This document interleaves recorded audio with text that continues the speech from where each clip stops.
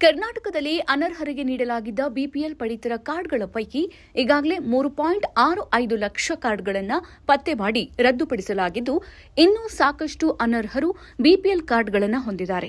ಅವುಗಳನ್ನು ಪತ್ತೆ ಮಾಡಿ ರದ್ದುಗೊಳಿಸುವಂತೆ ಮುಖ್ಯಮಂತ್ರಿ ಸಿದ್ದರಾಮಯ್ಯನವರು ಆಹಾರ ಇಲಾಖೆ ಅಧಿಕಾರಿಗಳಿಗೆ ಖಡಕ್ ಸೂಚನೆಯನ್ನು ಕೊಟ್ಟಿದ್ದಾರೆ. ಆಹಾರ, ನಾಗರಿಕ ಸರಬರಾಜು ಮತ್ತು ಗ್ರಾಹಕರ ವ್ಯವಹಾರಗಳ ಇಲಾಖೆಯ ಪ್ರಗತಿ ಪರಿಶೀಲನಾ ಸಭೆ ನಡೆಸಿದ ಸಿಎಂ ಸಿದ್ದರಾಮಯ್ಯ, ಅನರ್ಹ ಬಿಪಿಎಲ್ ಕಾರ್ಡ್ಗಳನ್ನು ರದ್ದುಪಡಿಸೋಕೆ ಕಟ್ಟುನಿಟ್ಟಿನ ಕ್ರಮ ಕೈಗೊಳ್ಳಬೇಕು. ಆದರೆ ಅರ್ಹ ಬಿಪಿಎಲ್ ಕಾರ್ಡುದಾರರಿಗೆ ಯಾವುದೇ ತೊಂದರೆಯಾಗದಂತೆ ನೋಡಿಕೊಳ್ಳಬೇಕು. ಅರ್ಹರು ಯಾರಾದರೂ ಬಿಟ್ಟು ಹೋಗಿದ್ರೆ ಅವರಿಗೆ ಬಿಪಿಎಲ್ ಕಾರ್ಡ್ ನೀಡೋಕೆ ಕ್ರಮ ಕೈಗೊಳ್ಳಬೇಕು ಅಂತ ಅಧಿಕಾರಿಗಳಿಗೆ ಸೂಚಿಸಿದರು.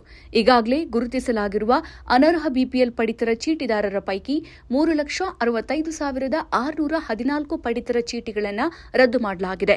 ಅನ್ನಭಾಗ್ಯ ಯೋಜನೆಯಡಿ ಅಕ್ಕಿಯ ಜೊತೆಗೆ ಪೌಷ್ಟಿಕ ಧಾನ್ಯ, ಅಗತ್ಯ ಆಹಾರ ಸಾಮಗ್ರಿಗಳನ್ನು ಒಳಗೊಂಡ ಕಿಟ್ ಒದಗಿಸುವ ಕುರಿತು ಪರಿಶೀಲನೆ ನಡೆಸಲಾಗುವುದು.